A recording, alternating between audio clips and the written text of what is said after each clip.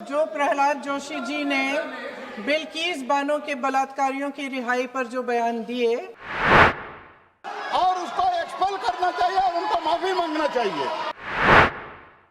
शिक्षा मंत्री जी ने शर्मनाक परिस्थितियों में अपना इस्तीफा दिया और कल यहीं मकर द्वार पर मेरे सत्ता पक्ष के सांसदों ने जिंदाबाद के नारे चिल्लाते हुए उनका संसद में ऐसे स्वागत किया जैसे मानो कोई सुपरस्टार पहुंच गए हैं। विडंबना देखिए महोदय, जब भूतपूर्व शिक्षा मंत्री को मुकुट पहनाया जा रहा था, स्वागत हो रहा था उनका, तब महाराष्ट्र में एक परिवार पेपर लीक पीड़ित अपनी बेटी की आत्महत्या का शोक मना रहा था। आपकी सरकार ने देश के करोड़ों छात्रों को क्या संदेश दिया? आपको किस बात का गौरव है, किस बात का अभिमान है, ये कौन सा अहंकार है? जहां आंखों में शर्म होनी चाहिए वहां बेशर्मी और स्वागत के नगाड़े बजाए रह रहे हैं। एक तरफ मातम है, दुख है, यहां फूल माला डाल रहे हैं। कोई आप पर कैसे यकीन करे? प्रधानमंत्री महोदय जी ने नया शिक्षा मंत्री चुना, एक ऐसे व्यक्ति को इस पद पर आसीन किया जिसने एक गर्भवती महिला के बलात्कारियों की रिहाई पर अपनी सहमति व्यक्त की, खुशी जताई। देश की करोड़ों लड़कियों को प्रधानमंत्री जी ने क्या संदेश दिया? सर, अखबारों में है। अखबार में नहीं, मेरा कुछ भी बोल के चले जाते हैं क्या? अरे ये तो कैसा क्या है इनके पास? ऐसा ही कोई आरोप लगा दीजिएगा। कोई नियम कानून नहीं है।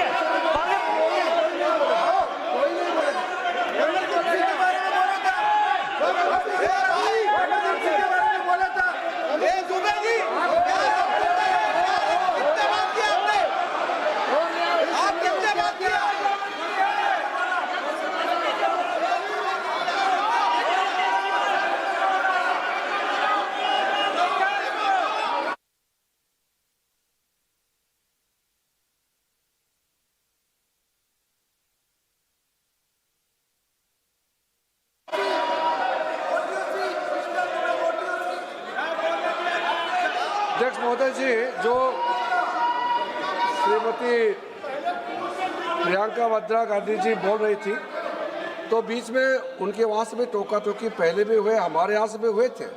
अभी हम लोग तो शांति से सुन रहे हैं, लेकिन जो अभी अभी हमारे वर्तमान नए शिक्षा मंत्री को जो उन्होंने टिप्पणी की, कैरेक्टर असैसिनेशन है एक तरीके से संसद में, और इस तरीके के भाषा हम उम्मीद नहीं करते हैं।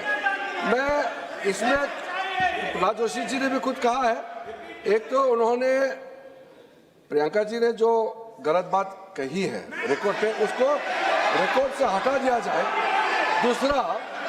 दूसरा इस तरह का भाषा का इस्तेमाल ना करें। आपने डिबेट से पहले आपने अपील किया कि संसद में डिबेट का स्तर को नहीं गिराने चाहिए।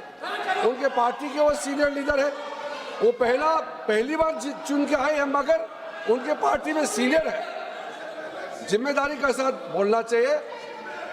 अगर पूरा ऑथेंटिकेट नहीं कर सकते हैं तो मैं ये मानता हूं कि उनको क्षमा मांगना चाहिए सदन से।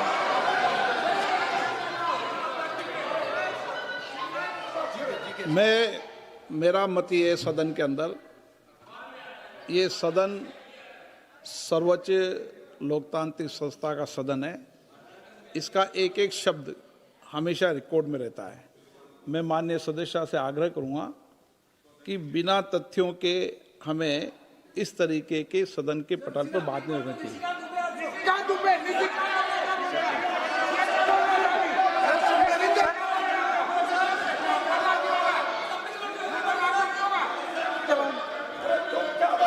ये तो डिलीट कर दिया, लेकिन आगे भी वो भी डिलीट करा सर। ये तो निशिकांत बोलता, वो भी ये सीधे क्या बोल रहा था, क्या कर रहा था सर। सर, जो प्रहलाद जोशी जी ने बिल्किस बानो के बलात्कारियों की रिहाई पर जो बयान दिए, उसका प्रमाण मैं आपको दे दूंगी, मैं भेज दूंगी।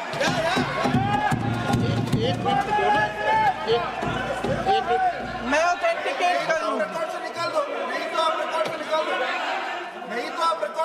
स्पीकर का डायरेक्शन 115, उनको पहले ऑथेंटिकेट करने के लिए सर, ऑथेंटिकेट करेंगे उसके बाद वो आगे बढ़ेंगे, ऐसे नहीं होगा। पहले ऑथेंटिकेट करने दो सर, उनको ऑथेंटिकेट करने के लिए कहिए, ऑथेंटिकेट करने कहिए उनको।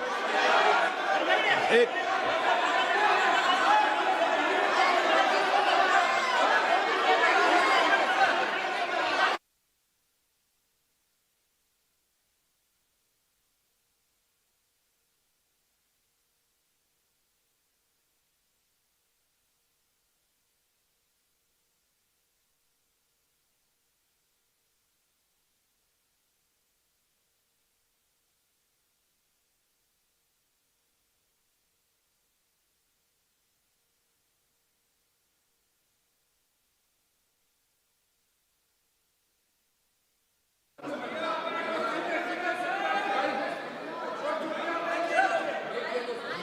आप उनको बोलने दो, आप मत करो डिस्टर्ब। मैं एक विषय बता दूं, एक मिनट बताऊं। नियम 353 के अंदर फिर मैं एक बार स्पष्ट कर दूं, किसी भी सदस्य द्वारा किसी भी व्यक्ति के विरुद्ध मानहानि या अभियोगात्मक प्रकृति का कोई आरोप नहीं लगाया जाएगा जब तक कि सदस्य ने अध्यक्ष और संबंधित मंत्री को पर्याप्त अग्रिम सूचना नहीं दे दी हो। यह व्यवस्था है।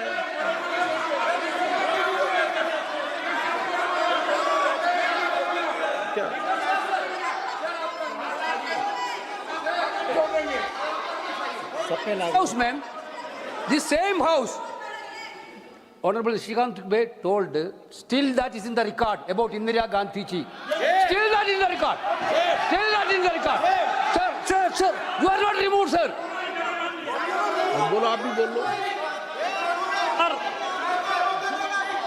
सर, केसी वेणुगोपाल जी ने जो नाम लिया है और मैं नेहरू जी के बारे में जो बात कहा है मैंने सर, मैं उस पर कायम हूं और मैं किताब जो है ऑथेंटिकेट करने के लिए तैयार हूं। अय्याज थे नेहरू, अय्याज थे। मैं फिर दोबारा रिपीट कर रहा हूं, आई एम अगेन रिपीटिंग, यही फैक्ट है और वो किताब में ऑथेंटिकेट करके दे रहा हूं। I am authenticating that book.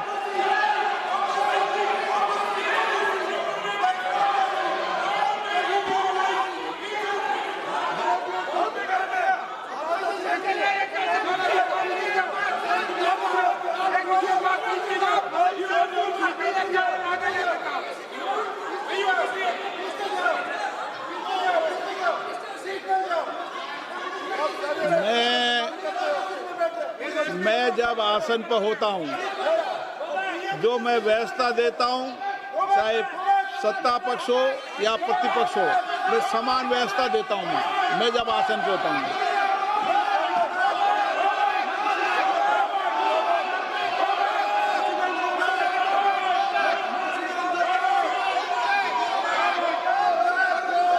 Please बोलने दो, आप उनको बोलने दें, उनको बोलने दें। नो, अरे आप उनको नहीं बोलने देना चाहते? चलिए 114 प्लीज चाहिए। सर प्रियंका जी को ऑथेंटिकेट करना चाहिए और जो मिस इन्फॉर्मेशन कर रहे हैं, नहीं तो मिस इन्फॉर्मेशन के लिए कार्रवाई करना चाहिए सर। ये क्या कुछ भी बोल के चल सकते हैं क्या? और procedure for the minister the correcting the mistake 114 में अगर वो आपने जो रूल का जिक्र किया 353 में, मुझे कोई नोटिस नहीं दिया है, मैं इधर प्रेजेंट हूँ और मैंने ऐसे कैसे बिना ऑथेंटिकेशन बोल सकते हैं मुझे बिना नोटिस दिए हुए? इसलिए मैं इसको खंडन करता हूं और उसको एक्सपेल करना चाहिए और उनको माफी मांगना चाहिए।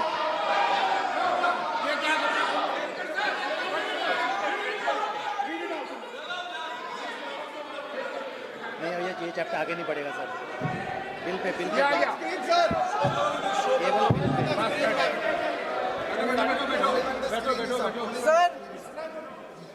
Sir, here is a newspaper माननीय article. सदस्य, Sir,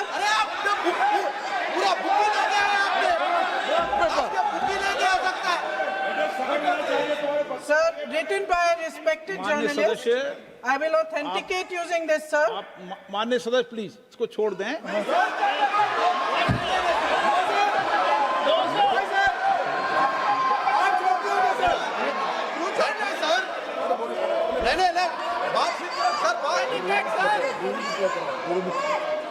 सर, अगर जोशी जी अपने बयान का इस खंडन कर विधेयक रहे पर ही हैं, चर्चा होगी। आप इस बयान का खंडन कर रहे हैं क्या नहीं, जोशी जी से माननीय पूछिएगा। सदस्य, मैं आपसे फिर आग्रह कर रहा हूं, इस सदन में इस विधेयक पर ही चर्चा होगी। फिर भी नो,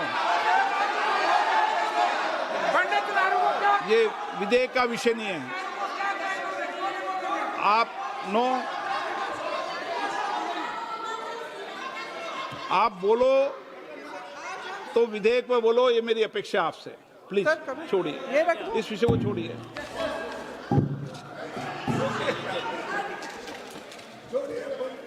आज हम सदन पटल पर एक ऐसे विधेयक में संशोधन पर डिबेट कर रहे हैं जो 2024 में पारित हो चुका था, और इसमें मुख्य संशोधन यही है कि पेपर लीक के अन्य अपराधों के लिए सजा बढ़ाई जाएगी। मगर जब से ये विधेयक पारित हुआ, तब से अब तक इस सरकार ने एक भी अपराधी को सजा नहीं दी। आपने देखा है कि कल और परसों से फेस रिकॉग्निशन द्वारा प्रदर्शन करने वाले बच्चों के नाम और पते सार्वजनिक किए जा रहे हैं, मगर यही काम पेपर लीक करने वाले अपराधियों के लिए अभी तक नहीं किया गया। ना इस विधेयक में पेपर लीक रोकने के कोई ठोस कदम है। इससे देश के युवाओं का भरोसा कैसे बनेगा? अध्यक्ष महोदय, आदरणीय प्रधानमंत्री महोदय जी को आपके माध्यम से मैं कहना चाहती हूं कि शायद उन्हें अपने सलाहकार बदलने चाहिए। वे असलियत से एकदम टूट चुके हैं। नई नई कमेटियां बनाने से काम नहीं चलेगा। उनका अध्यक्ष चाहे कोई भी हो। राधा कृष्ण कमेटी भी व्यवस्था में सुधार लाने के लिए बनी थी। आज तक उसकी एक सिफारिश लागू नहीं हुई है, और इस नई कमेटी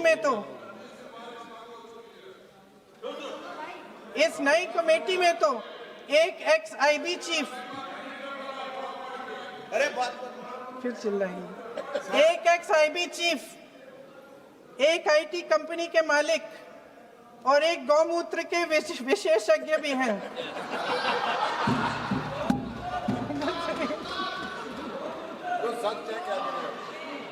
इन्हें शिक्षा के बारे में क्या पता जी? सर, सच है। आप आज मेरे से नाराज हो रहे हैं, पर मुस्कुरा लीजिए। वो आपने भी चुनाव लड़ा।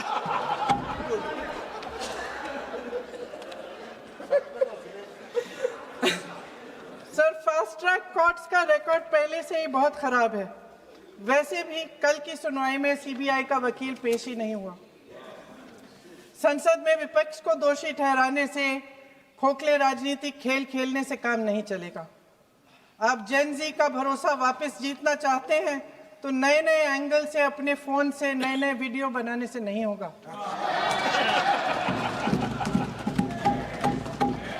प्रधानमंत्री जी को कैमरे का एंगल नहीं, दिल का एंगल बदलना पड़ेगा।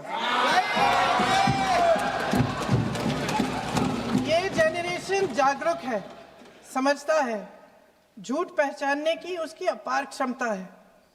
इनका दिल और दिमाग जीतने के लिए आपको सच्चाई पर उतरना पड़ेगा। आपके शासन के चलते इस नौजवान पीढ़ी के साथ घोर अन्याय हुआ है, बर्बरता हुई है। इस सच्चाई को स्वीकार करिए। अपनी जिम्मेदारी से पीछे हटने से काम नहीं चलेगा। आदरणीय प्रधानमंत्री महोदय जी, आपको जिम्मेदारी लेनी पड़ेगी, ठोस कदम उठाने पड़ेंगे। शिक्षा विशेषज्ञों को इकट्ठा कीजिए, छात्रों, अध्यापकों, सभी स्टेक होल्डर्स को साथ लेकर, अन्य विचारधाराओं के थॉट लीडर्स के साथ गहरी चर्चाएं करवाकर एक नई शिक्षा प्रणाली तैयार कीजिए। मौजूदा नेशनल एजुकेशन पॉलिसी में 8 महीने तो एग्जाम चलते हैं, अध्यापकों को पढ़ाने का समय नहीं मिलता। सिर्फ आरएसएस के लोगों से भरने की बजाय सिस्टम को शिक्षित, एजुकेटेड, उन्नत और उदार दृष्टिकोण के लोगों से भी भरिए, जिनकी योग्यता सिर्फ उनकी विचारधारा न हो। रोजगार पैदा करने के सख्त कदम उठाइए, इस पर फोकस करिए। मेडिकल कॉलेजेस की संख्या बढ़ाइए, चिकित्सा शिक्षा का विस्तार कीजिए, ताकि ये बच्चे जो मेहनत कर कर के भी अपने भविष्य नहीं बना पा रहे हैं, एक उज्जवल भविष्य का सपना देख पाए। अध्यक्ष महोदय, छात्रों को सड़क से हटाया जा सकता है, लेकिन उनके सवालों को नहीं। हर लाठी जो किसी लड़की पर, किसी लड़के पर चली है, वे बच्चों की पीठ से ज्यादा सरकार की साख पर पड़ी है। देश के नौजवान न्याय मांग रहे हैं, भीख नहीं। वे यहां सरकार गिराने नहीं, अपना भरोसा बचाने के लिए आए थे। अध्यक्ष महोदय, आपके माध्यम से मैं सरकार को कहना चाहती हूं, अपनी साख बचाइए, अपनी नीयत ठीक करिए, अपनी अकड़ का इलाज कीजिए, अपने वादों पर अमल कीजिए। आपके शासन में हमने बड़ी बड़ी चोरियां देखी हैं। चुनाव में वोटों की चोरी, राम मंदिर में चंदा की चोरी, आपके उद्योगपति मित्रों द्वारा देश की संपत्ति की चोरी, किसानों की जमीन की चोरी, लेकिन सबसे बड़ी चोरी, हाँ ठीक है, सबसे बड़ी चोरी तब हुई। कहिए, बोलिए।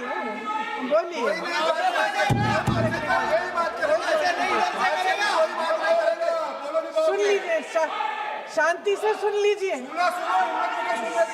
शांति से सुन लीजिए। आपको मौका मिलेगा, आप जितनी भी चोरियों की बात करना चाहते हैं आप कर लीजिए, अभी मेरा समय है। सबसे बड़ी चोरी तब हुई जब देश के नौजवानों के भविष्य, उनके सपने चुराए गए। भविष्य की चोरी, सपने की चोरी किसी भी चोरी से कहीं बड़ी होती है महोदय। अगर देश का युवा निराश हो जाए, अगर देश का युवा निराश हो गया, उसकी उम्मीद टूट गई, तो सबसे बड़ी हार भारत की हार होगी।